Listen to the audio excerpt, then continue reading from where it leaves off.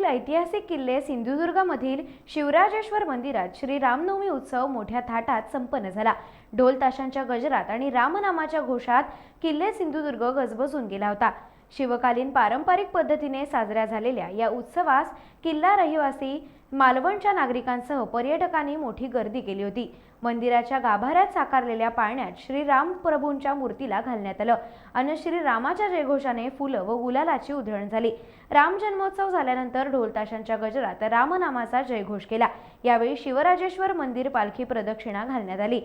या पालखी मिरवणुकीत किल्ले रहिवासी व मुंबईस्थित चाकरमानी, पर्यटक यांनी सहभाग दर्शवला। त्याचप्रमाणे मालवण तालुक्यात विविध ठिकाणी मोठ्या उत्साहात रामनवमी उत्सव साजरा करण्यात आला।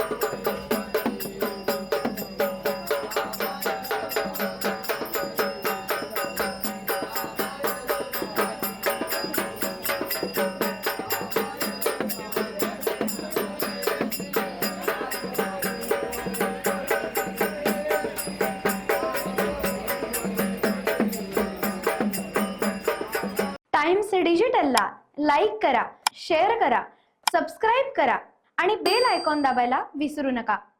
Times digital.